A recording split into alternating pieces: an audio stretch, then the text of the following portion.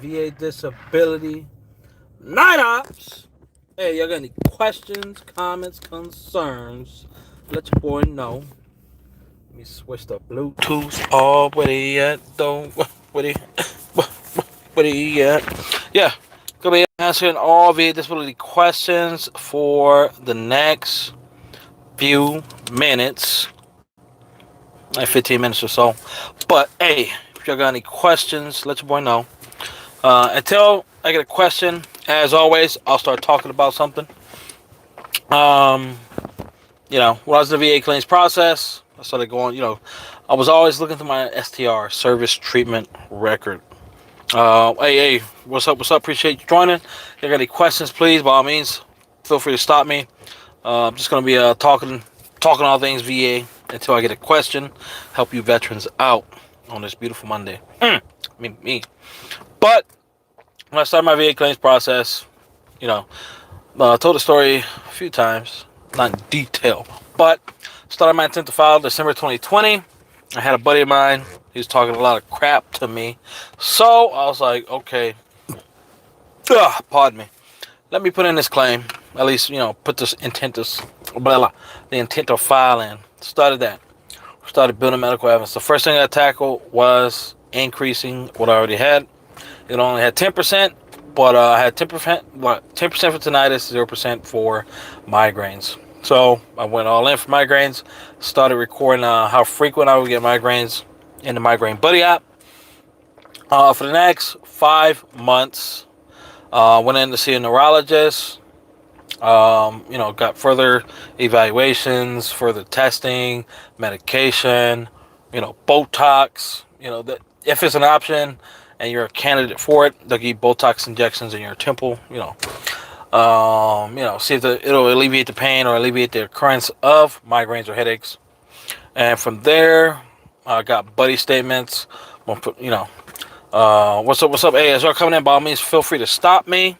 Gonna be talking about all things VA disability, veterans claims, denied motherfucking claims. Hey, let your boy know. Had the spouse fill out had her make a statement. Had my supervisor do a statement. I wrote my own personal statement. Like for all my disability claims, I submitted a detailed personal statement. I captured what I'm claiming for, either it's direct, secondary, or increase. The symptoms I've been experiencing, and then from there, just talk about if it's this was my only disability that had service connected. So since I got service connected, I just spoke about how my symptoms have increased and impacts on my personal and my work life, along with hearing issues, because boy can't hear, what the fuck. Went into the C&P exam, did both on the same day. Got service connect. I mean, the hearing test is just hearing. Just hook you up into the machine. If you can't hear, it'll measure that, and you'll get a percentage associating with the loss of hearing that you experienced due to the military. As for the migraines, went in. The doctor was pretty good. He already had his DBQ out. I brought everything for my claim. He started going down the checklist, the disability benefits questionnaire. Asked me some questions pertaining to that. Symptomology, how frequent are they occurring? Most of the stuff he already had filled into the DBQ. He just wanted to get some further clarification. When it came to the prostrating areas, he asked me about it. I told him. He looked at my medical evidence. He was typing in every section. And as y'all come in, by all means, please feel free to stop me. I'm just telling VA disability stories until I get a question. But he forgot to check the box for the prostrating. It's a specific box on the migraines, headaches, DBQ. That's the difference between getting service connected 30 or 50%. It's the 50% box. Everything was good. Submitted it, and since I had a good VSO at the time, whenever DBQs will be submitted to the VA from the C&P examiner, she would ping me. She was like, hey, blah blah blah.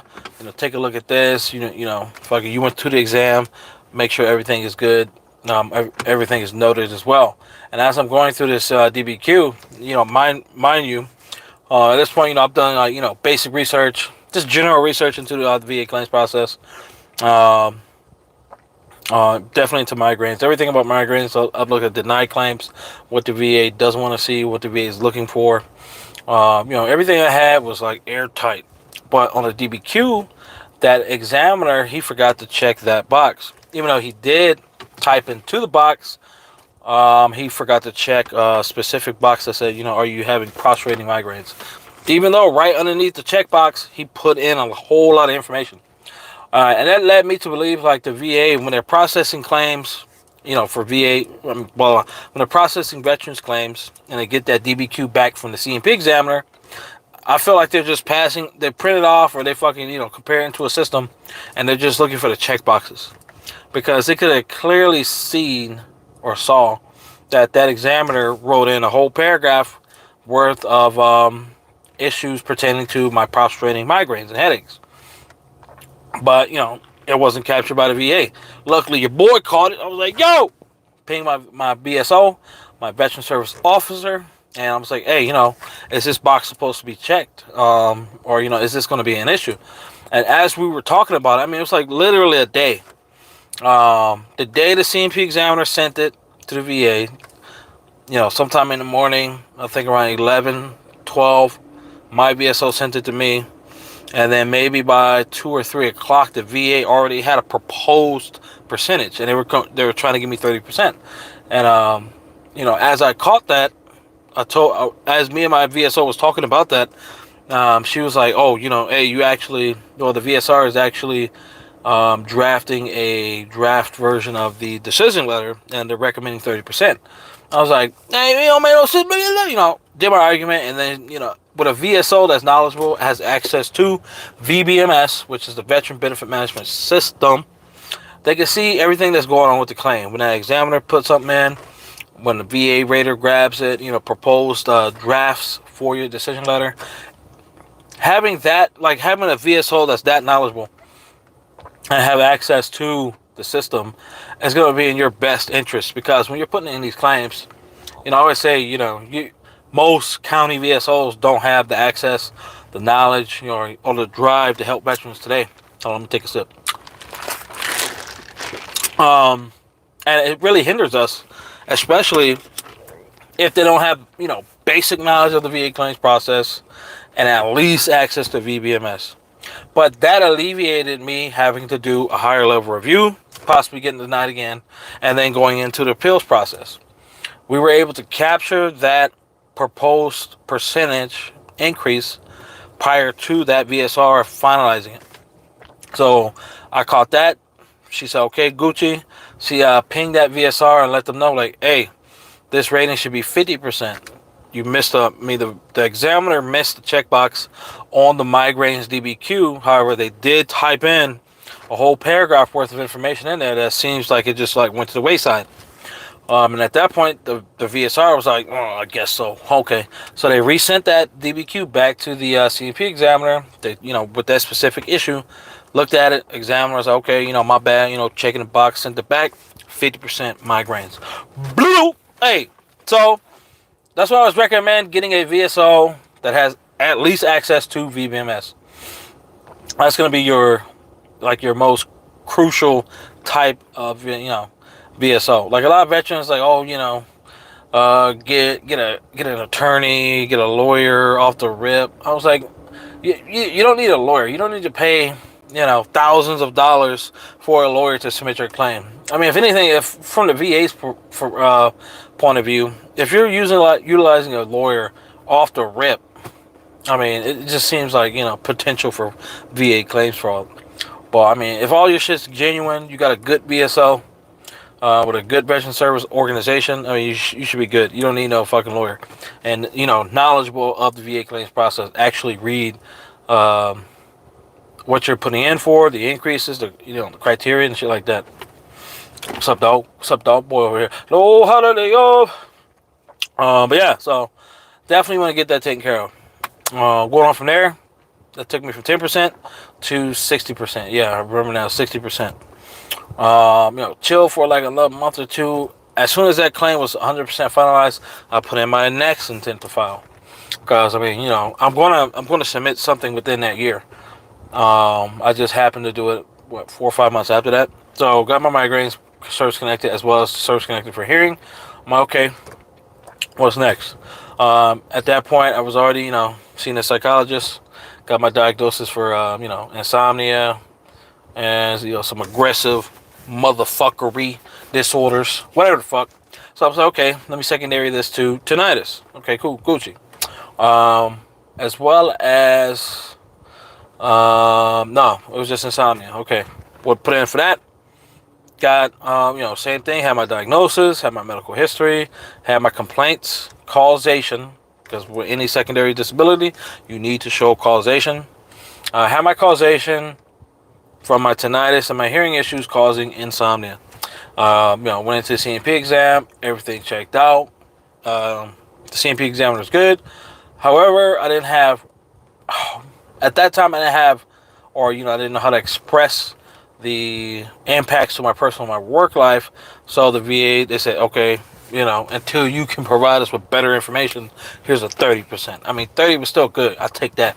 That took me from 60 to 80%. So I was Gucci killers with it. Then I went in again, put in my once that claim was finalized. And as y'all coming in, by all means, feel free to ask questions. I'm here to answer questions for y'all. But I'm just talking, telling stories until I actually do get a question. This is what my insomnia claim. So that was finalized. I got 30% for that. I was like, okay, how can I make that better? As soon as that claim was finalized, put in my next intent to file. I was okay.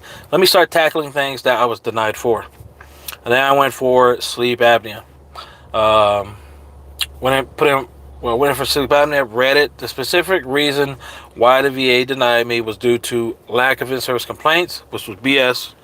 And the second was due and lack of what was the word they utilized? A incompetent personal statement.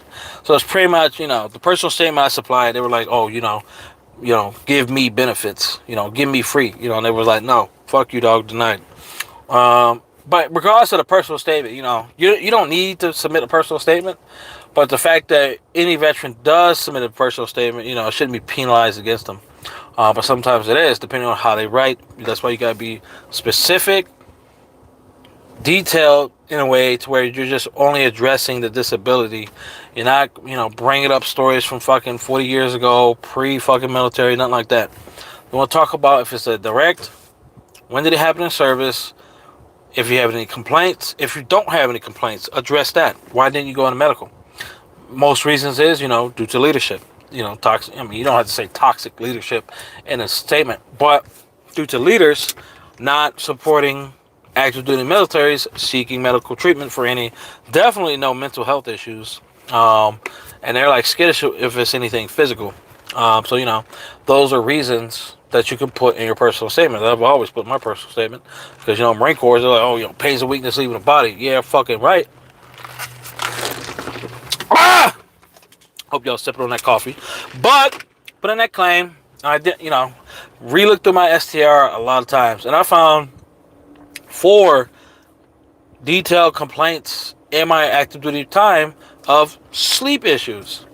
Mainly having symptoms associated with sleep apnea as well as insomnia. But I already got, I'm already service connected for insomnia, secondary to tinnitus.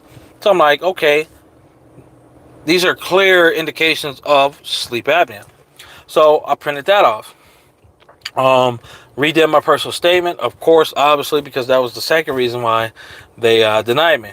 Then on top of that, I was going through, and then I remembered during that time, I was processing for the Drug Enforcement Agency, or federal law enforcement.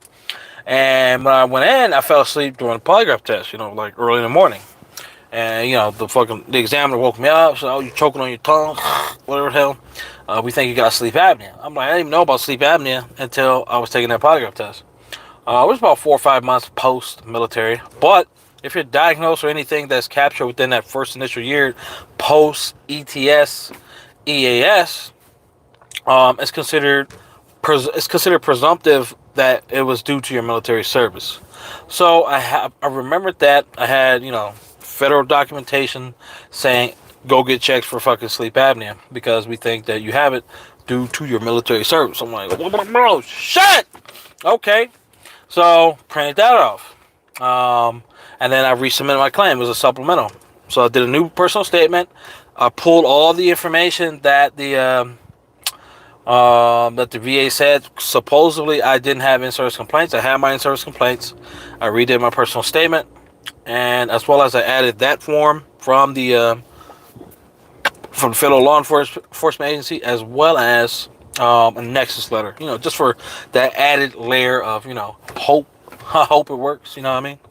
Because nexus letters aren't always going to work, but if your medical evidence is strong enough alone, you should be good. But I don't want to play any games because it's sleep apnea, and the VA, they'll fucking deny that shit until fucking aliens are real. Until they actually show up and shit. Shout out to Las Vegas, maybe me. And then from there, put in my claim, got my C&P exam. Like the first time I submitted my claim, it was immediately denied. They were like, nope, you ain't getting shit. And that was back in 2018. I was like, okay, fuck, whatever. Went back in. C&P exam was scheduled. Went through not VES. I went through LHI at the time. Back in 2021. Yeah, 2021. Went there. Doctor, she was real good. She by me, you can ask questions. I'm just talking to talk. She was real good. She only had 1 year of experience working for the VA as an examiner. However, she was a doctor for about 40 or 50 years. I think about 40 years. American, not none of these foreign doctors who don't give a fuck about us. Very few. Very few. Not all of them. Very few. Went in, and ever since my migraines, I just started bringing in everything for that claim specifically to include the DBQ, everything I submitted for the claim. Nice little nice folder, whatever the fuck. Let the C&P examiner know, hey, I've had bad experiences with these exams, so I got my DBQ, my medical evidence in hand in case you need my evidence, in case you can't find it.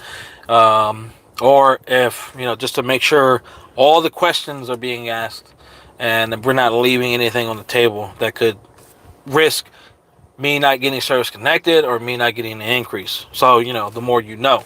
Definitely, I always recommend take that shit in with you. I mean, because you're not trying to like grab a story or, grab whatever the hell. If that examiner says, oh, I haven't looked at your medical evidence. Oh, here you go. Take some time. You alleviates that. So I went in. She was real nice. She was good. She's like, okay, blah, blah, blah. This is a supplemental claim. So, obviously you were previously denied. And she looked at the two reasons why I was denied. Lack of in-service complaints. So I'm like, hey, here you go. And she was like, she was looking through. She said she looked through my record and she said she saw 2. But, I had 4 or 5 of them already ready. And so, okay, she took that and then she went to the pages in my STR in the meeting. Well, in the compensation and pension exam, she went in, she checked those out, she pulled them. So that's the in-service complaint. When it came to personal statement, she read my personal statement. She said it was good. She went through the other stuff. She looked at my medical documentation just to ensure that I needed required use, and my sleep apnea was severe. She got that, and then just for icing on the cake, she did see she said she saw the nexus letter. She said that wasn't really needed. However, it was it's you never know with these claims because once it gets, I could have got a different examiner. It could have went a different way, or whenever it got to the VA, it could have been, adjudicated differently. And then on top of that, I showed her the letter that I found from the federal law enforcement agency saying, hey, we think you got sleep apnea, go get tested and checked for it. I showed her that, and so, you should have showed this shit, motherfucker, goddamn 3 years ago. You definitely got service connected. I'm like, well, woe was me, right? Woe was me. So I was adjudicated, got the 50 out the rippy. That boosted my claim from 80% to 90%. So I'm like, okay.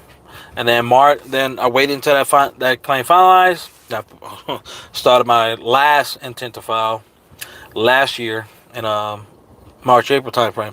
Okay. Started doing medical evidence. Well, started doing some evaluating. Definitely want to attack some other things that wasn't service connected. So I went after plantar fasciitis, pes planus. But instead of filing direct, I filed service aggravation. Because when I went to the military, I was diagnosed with pes planus, flat feet, mild to severe, and that develops into plantar fasciitis. So I think because I filed service aggravation was the reason why the VA lumped them both together and gave me a single rating for both. But if you have a diagnosis for both in service, you file direct, you can get service connected for both. That's a way around the pyramiding. Because pretty much mine was aggravated. Whatever. Fuck. Long story short, I filed for that. Pes planus aggravating into plantar fasciitis. Reattacked my low back claim that I was fucking 100% denied due to some bullshit from the C&P examiner. Like I finally got my C file and saw that examiner put a whole lot of information on that DBQ that wasn't even related to the back. So I definitely recommend y'all, if y'all haven't already, obtain a copy of your C file, your claims folder. It's pretty much all the medical evidence needed or been circling around every period in which you've been in the claims process. You submitted a claim. All evidence, good or bad, is going to be in there.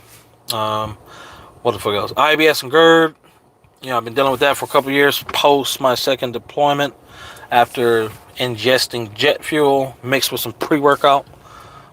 Fucked up your boy's guts. So, put that in, as well as an increase for my insomnia. Okay, personal statements for everything. Good medical evidence. X-rays, MRIs, doctor's recommendations for my back with sciatica in both legs. X-rays and MRIs for my feet. Motherfucking poop sample for the IBS GERD, maybe. I was like, it's that close to getting with the fucking, y'all know what I'm talking about. I ain't gonna get in detail with it, but something missing. GERD, IBS, plantar fasciitis, pes planus, insomnia. No, not insomnia. Yeah, insomnia increased. Yeah. So spent all that. Last September. Like September 28th, got my first 2 exams done by the end of October, which was for my back and for insomnia increase.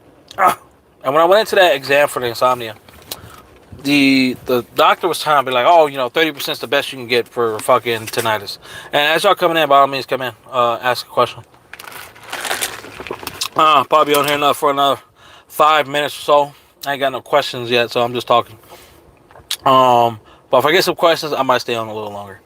Went in for that C&P exam for my increase for mental health, insomnia, and the doctor was trying to say, 30%, that's the highest he's seen for a secondary for insomnia. I was like, motherfucker, if that was the case, I wouldn't have put in the claim. I'm putting in the fucking claim because I want an increase because my symptoms have gotten worse, as well as, impacts to my personal, my work life. Where the fuck. So he actually read my medical evidence because he didn't do it before. Because he's like, hopefully if I tell him this, he'll just walk out. I'm like, nah, bitch, fucking read my shit. Let's get on with this fucking C&P exam. And we did. And he asked me some questions, symptoms, how they, what's been going on, how does the increase, blah blah blah. What have been some impacts to personal and work life.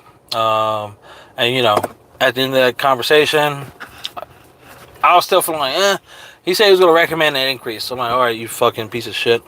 And, I don't know if it's due to me being hostile at him at first, or, being hostile pretty much the whole time. Because it's like, how the fuck you going to tell me I can't get an increase when, who the fuck are you? You ain't fucking shit.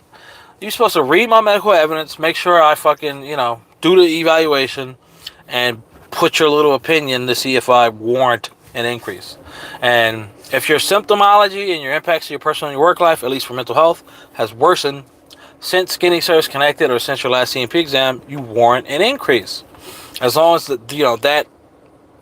those impacts and that increase in symptomology relates to the DBQ. So I had all that. and then I went from 30 to 70% for that. He added mood disorder, fucking aggressive some shit. I'm like, oh, this fucking bitch. Anyways, more of the story. Yes. Oh, this is a conversation I had on TikTok yesterday, but I got 70% for that, and then for my back, I went through VES, real good. Doctor, she didn't fucking make me do all this crazy shit. She had the gyometer that they measures your degrees and everything like that. Did full C&P exam. It took about 40 minutes. Then from into that, got 10% for my back because the VA always fucking low balls, and 10% for each leg for sciatica, and that made it 30%. So once I finished those two, I was fucking frustrated for months because I didn't get any word or anything on the last two C&P exams for the feet and for the IBS. October comes and passes, November, December, then January. That's when I started calling the VA, and then I started having the Vera contact me. It's pretty much a representative from the VA regional office that's dealing with your claim, or soonest available. I had them call me like the first 2 weeks just once, and then for the last 2 weeks of January, I had them call me Monday and Thursday. I'm like, fuck that, I lose nothing. And then beginning in February, I got my partial rating at 100% permanent total. Where you at? Then that's February, March, April comes around. Then I finally get called for C&P exams for IBS GERD and plantar fasciitis. At first, there were ACE exams. They went to Optum, fucking chodes. Then that, however, Optum Serve is fucking trash, I guess, because they sent it to them twice. They went back and forth 2 times with Optum Serve with just an ACE ready exam, and the VA was like, this is ass. So they fucking deleted both of those DBQs.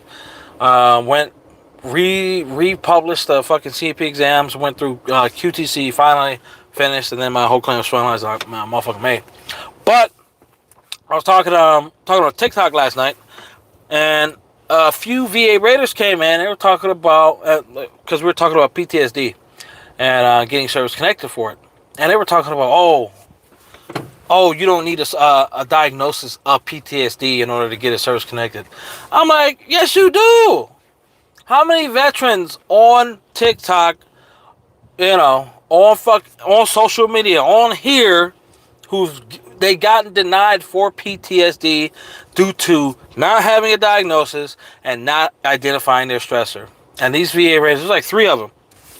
Motherfucking Cassius! What's up, dog? Deborah. Motherfucker, I'm D-Bo. D-Bo from Friday, dog.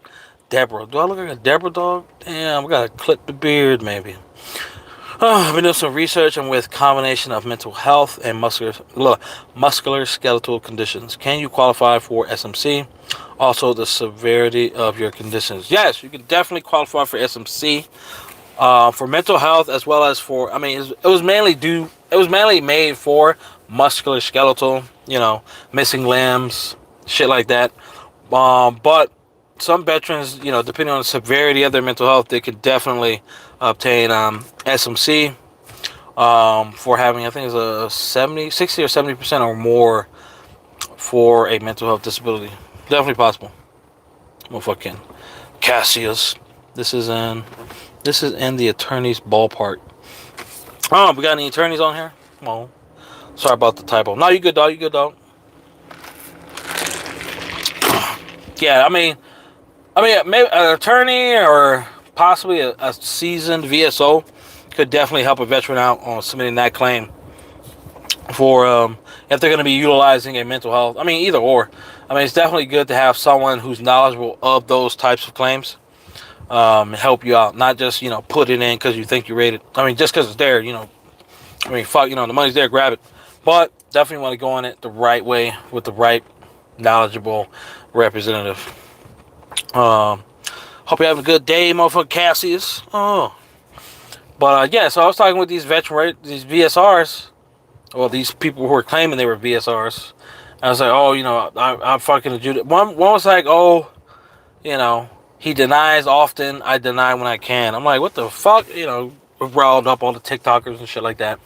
And then another two, one was good. He was good. He was good with his communication, but he still was like preaching that the VA can the VA can service connect veterans for PTSD without a diagnosis or a clear identification of the stressor. But there's like 99% of all the VA raters, they're not reading the fucking M21-1 or the CFR 38 like that. They're not getting into the details. Like what this rater was, what he was explaining was like, you could utilize the code, and there's gray areas within the code. Like it doesn't tell you like it's a duty to assist. Yes, we all know that. The VA's duty is to assist us in getting a diagnosis, benefits, mental health, physical health, medication, whatever. It's a duty to assist to get establishment for a service connection, compensatable or not. But not all VSRs or veteran service representatives, they're not doing that. If a veteran don't have a diagnosis, they can't identify their stressor, they fucking deny that shit. There's been so many vets on YouTube, TikTok, who've come to me like, hey, I've been denied for PTSD. I'm like, okay, see, this adds to this, it plays against what these VSRs are saying. I'm like, hey, I don't know why you follow me, being a VA raider, but it's good to fucking be, open, open and transparent. And one raider, he was transparent, but one, I forgot her name. She kept like, oh yeah, VA, we fucking assist all veterans. I'm like, what VA magic fairy tale nonsense have someone been feeding you? And by all means, y'all can stop me if y'all got questions. I'm just going on a tangent rant. So that got pretty heated. A couple of veterans over there, they were talking about fucking, talking back and forth with the raiders. Veterans who've been recently denied for PTSD due to a lack of fucking diagnosis and identification of the stressor. So, like, that's all I told y'all. Like, don't fucking like listen to all these people online. Definitely, yes, it may be possible for a VA raider to give you PTSD service connected without a diagnosis or anything. However, why would you put that opportunity in the VA's hands? Why would you give them an opportunity at a possible denial? Oh, let me see. Motherfucking Cassius. These raters and VSOs gives you lots of misinformation about rating. Yep. They deny most of my rating. The VA primary care provider, primary care referral are helping me for rating. There you go. Hey, as long as you're getting help now. Yeah, it's been a lot. Like when I was with VFW, they were trash. Like the Raiders, they were trash. At least here in the SoCal part. That's why I jumped over, and I wasn't even shopping around for VSOs or VSRs or anything like that. Until I met a buddy of mine, or a homegirl of mine. She was dating a fucking veteran who was working with Wounded Warrior Project, and he had a specific, like he said his VSO was fucking, she was cool, she was knowledgeable. I was like, okay, I want her. So that's when I went to the Wounded Warrior Project, got with them, got with her, and she was real knowledgeable. There's very few VSOs that are. I remember a time when she went on vacation for like, I think 6 months or some shit like that, family leave, emergency, and she wanted to pass me off to someone else on her team. But this VSO was absolute dog shit. I'm like, if you've seen Boondocks, he was the definition of Uncle Ruckus in the VA. With the Wounded Warrior Project. I'm like, ain't no fucking way I'm gonna let this dude help me out on my claim. Nah, I'm out. I called up Susie. I'm like, hey, my bad. I called up my VSO and I was like, hey, I will fucking wait until the end of time. I will wait on you. I am not letting this Uncle Ruckus motherfucker do my claim. Ain't no way. Ain't no way I'm gonna let him do it. So, yeah. There are Cassius, just get back to you. Yeah, there are a lot of VA raiders. They're fucking, they're full of fucking smoke, especially and VSOs. Definitely county VSOs. They're fucking just. There's very few county VSOs that are worth anything. I mean, there was a veteran on here, motherfucking Chris. He was talking about his county VSO, how they're knowledgeable, they got access to BBMS. You know, they've been actively trying to help him get his increase. I'm just like, oh, you know, that's unheard of, especially with a county VSO. Ain't no way. So I mean, that's good. You know, I'm not gonna say all VSOs are trash. Not all county VSOs are trash. Not all VSRs are trash, because I don't know which VSR I've been getting, or I've always gotten, or you know, all the VSRs from when I went from 10% to 100%. They've been fucking good. They've been good to your boy. If not me. Who that? We got another one? Cassius. I know for a fact these Raiders don't check service medical records. Fuck no, they don't. No. They denied me for Raiders. And I had Raiders. What the fuck? Raiders, and I had military medical documentation. Present conditions. I sometimes think some Raiders are haters. Oh yeah, 100%. Like, it was a Raider on my live last night on TikTok, and he was like, "Oh, I fucking deny often, and I deny when I can." I'm like, who the fuck is this dude? You know what I mean? Like, why would you even? What prompted you to join a veteran helping other veterans live, claim to be a VSR, a VA Raider, and be like, I deny often and I deny when I can? I'm like, this motherfucker. You know what I mean? Like, come on. No one want to hear that shit. Take your ass out. Cassius, most of what I've been dealing with are trash. Yep. I mean, that's unfortunate, dog. I mean, you know, dog it. What are you, dog? Brother, man. There you go. I mean, it sucks. It was like, you know, yeah, it really sucks. Like, we can't just get, like, a general fucking, you know, support from BSRs, VA medical.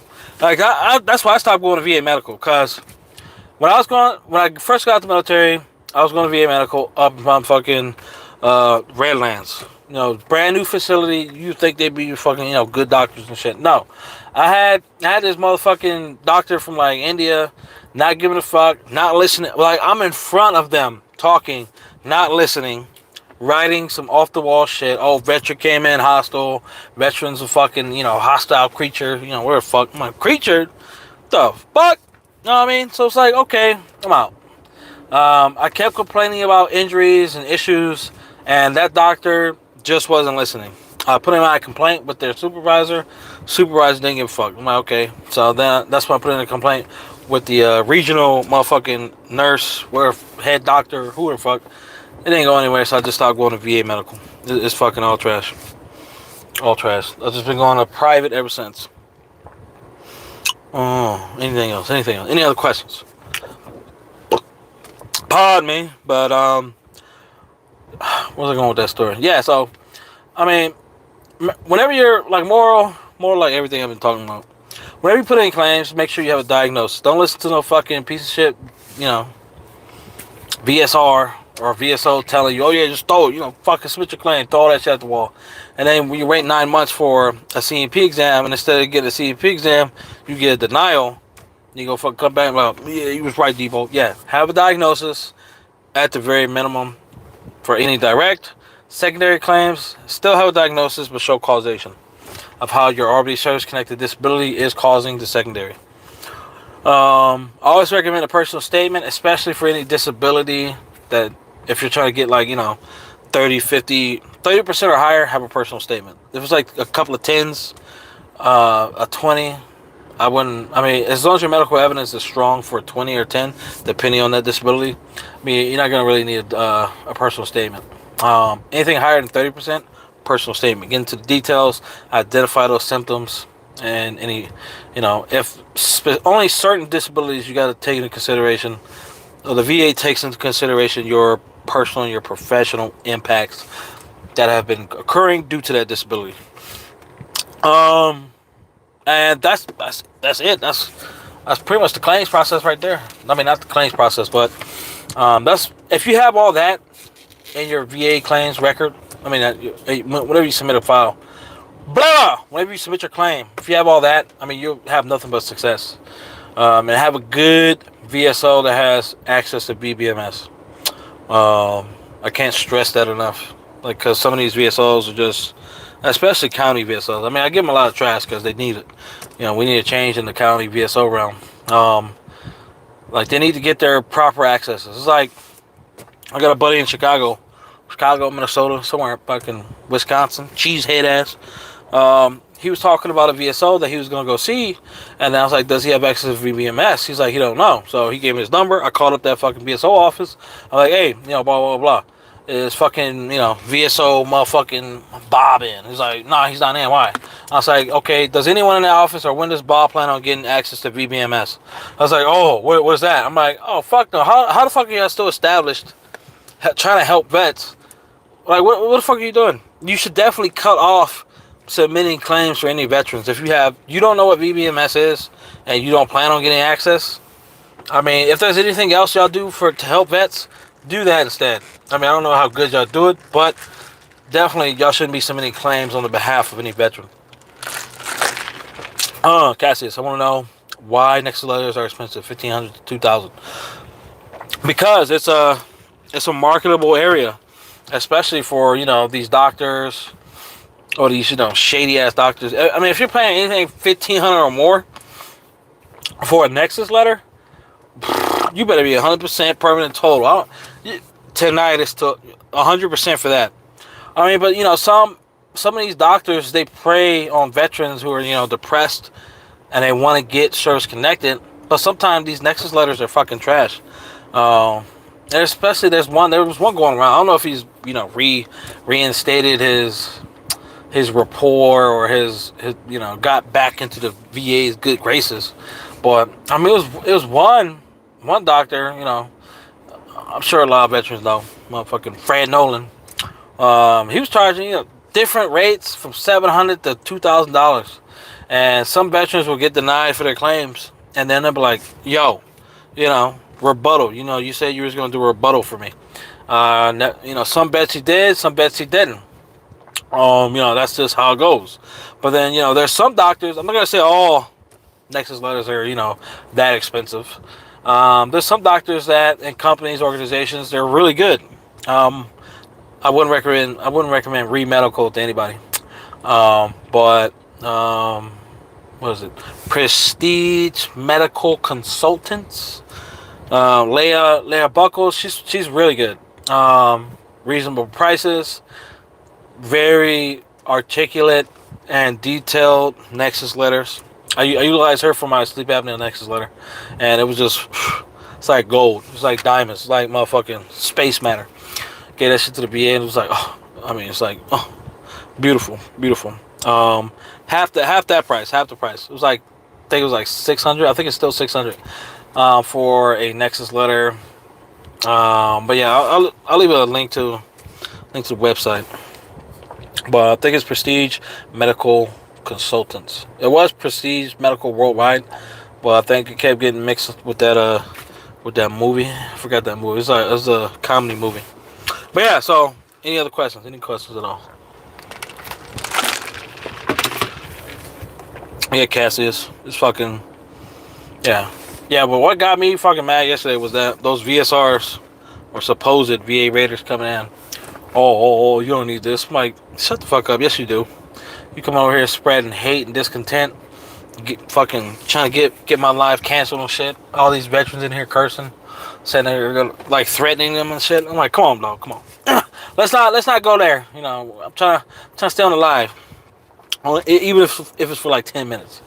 But yeah, I'll be getting on live here more often. I mean, I have been for the last week and a half, at least an hour. I mean, well, at least 30 minutes. But if y'all ain't got no questions, we are 15 minutes past the expected time. Hope you have a good day, Cassius. This is motherfucking Debo. Ow! Stay Gucci with it.